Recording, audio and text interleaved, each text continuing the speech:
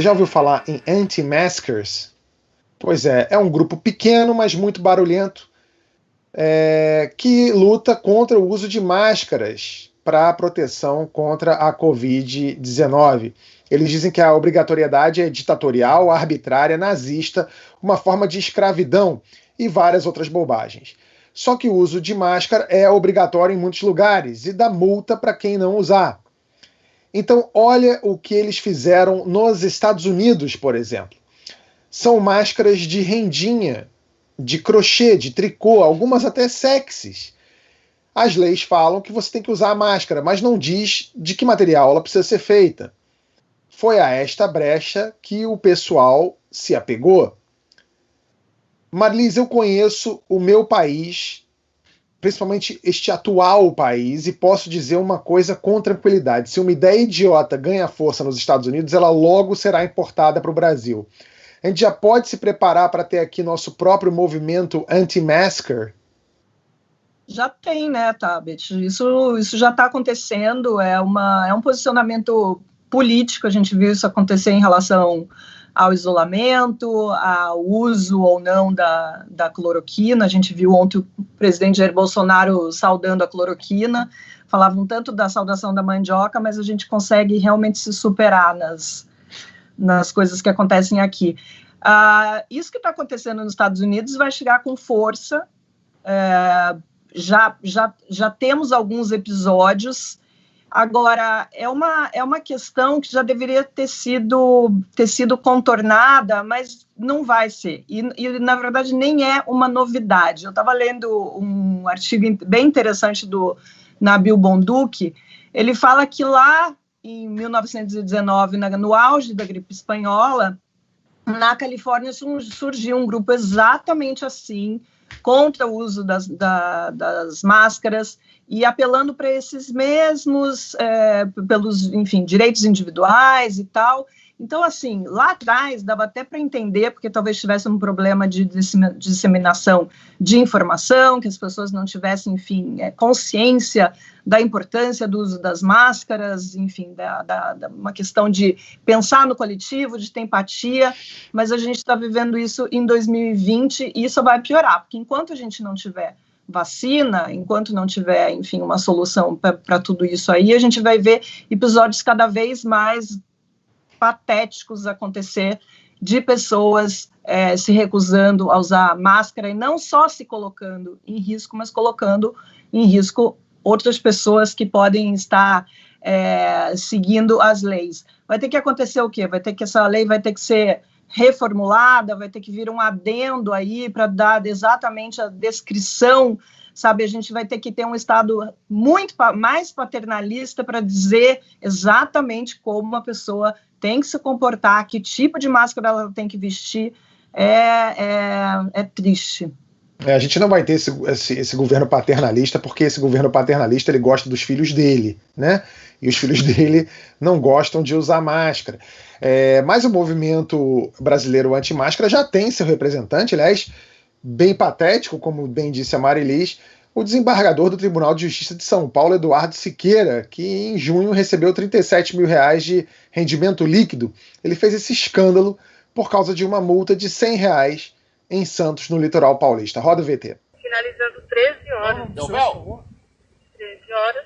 Do desembargador Eduardo Siqueira. Segundo Bem, e o senhor, tudo calmo? Eu estou aqui com um analfabeto do PMC, aqui, um rapaz. Ele falou que eu falei, vou ligar para ele, porque eu estou andando sem máscara, só estou eu na faixa de praia que eu estou. Ele está aqui fazendo uma multa e ele disse que eu falei, olha, isso não tem. Eu expliquei de novo, eles não conseguem entender. Aí eu falei, então faz o seguinte, você vai falar com o Delbel. O Delbel é que fale comigo, eu não falo com ele. Ele que quiser. Agora o senhor vai manter, cidadão. O senhor falou. Ele liga no meu celular. O senhor não é autoridade, o senhor vai falar. Vou passar o telefone, Delbel. Eu não vou falar no celular do senhor. O Delbel está aqui. Em outro vídeo, o desembargador começa a falar francês para, sei lá, acho que para humilhar o guarda. Antônio, aonde vai nos levar essa cultura do você sabe com quem está falando? Bem, aonde nos levou, né? A gente pode. É isso, né? Já nos trouxe, né? Já estamos aqui, desculpa dar essa notícia. Antônio, aqui as pessoas, inclusive, fazem concurso público para justamente ter esse tipo de atitude, entendeu? Para elas darem carteirada. Escolaridade, maior escolaridade, não é sinônimo de civilidade, de maneira alguma. Assim, essa educação num conceito mais amplo, né? Assim, aí a gente tem um problema de privilégios. Aliás, a gente estava falando aqui do setor público, o que vai acontecer? Assim, é revoltante, né? Eu até acho, assim, tentando ser um pouco otimista, essa coisa de você gravar, de você expor a pessoa, né, de ter prova do que aconteceu. Hoje as notícias dão conta de que o guarda foi homenageado pelo prefeito, enfim. Então parece, às vezes tem que comemorar também micro-vitórias. Agora, o que vai acontecer com esse sujeito? E tem tudo a ver com a discussão que o Pedro, que a Mari, que vocês estavam trazendo.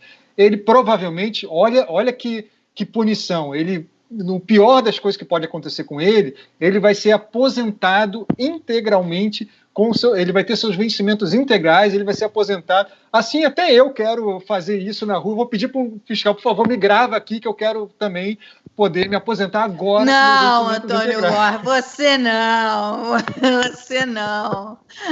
Eu tenho certeza que você não, Antônio Góes, com a sua formação, eu acho que não.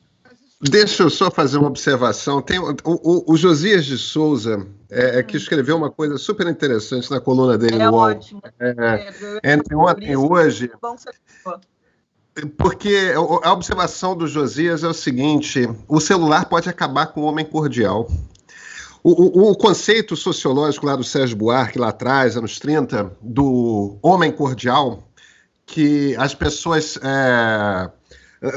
costumam interpretar de uma forma meio comezinha, do tipo, o brasileiro é gentil, cordial, mas que não é nada disso. O conceito, na verdade, remete a uma coisa de... O brasileiro lida com tudo na base do afeto. O debate todo, e o afeto não é necessariamente um afeto positivo, pode ser também negativo. Esse conceito do você sabe com quem está falando é exatamente por onde passa o conceito do homem cordial. É a coisa que faz com que todo mundo que é branco e bota uma gravata nesse país, e se já tiver uns cabelos grisalhos como a gente, já ajuda, você vira doutor imediatamente, né? Esse hábito que se reforçou nesse período de quarentena, de todas essas carteiradas, de todos esses você sabe com quem está falando, serem registrados no celular, e serem imediatamente distribuídos, pegando fogo pelas redes sociais, pode fazer, sim, com que o comportamento comece a mudar.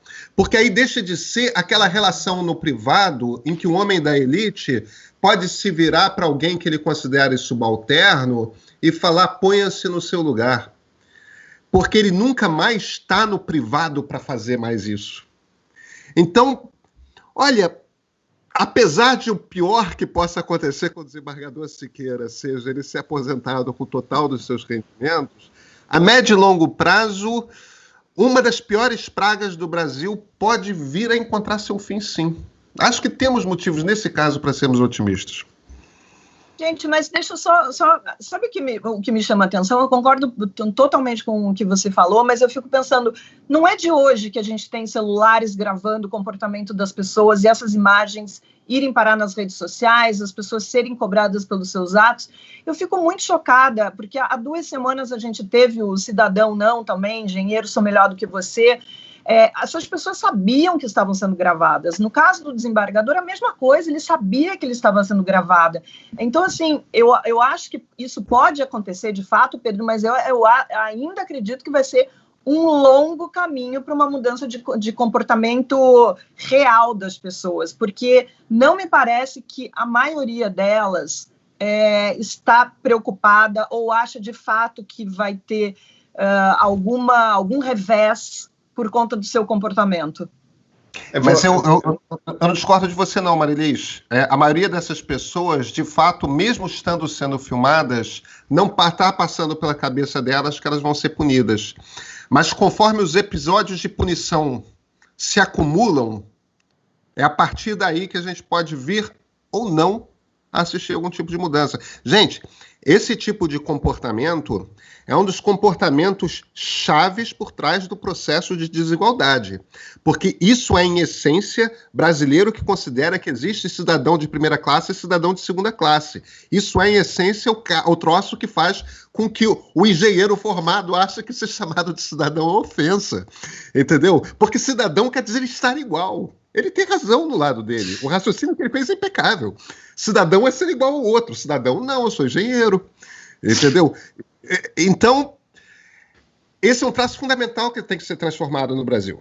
Eu concordo com você, Pedro, mas ainda essa coisa da punição me incomoda bastante ainda. Porque você vê, esse cara que falou, que a esposa ou namorada, não lembro agora, falou engenheiro não, cidadão não, engenheiro civil, muito melhor que você. Quando esse vídeo circulou às redes, a vida deles praticamente acabou, segundo eles próprios, né? Ele perdeu o emprego, ela perdeu o emprego, eles foram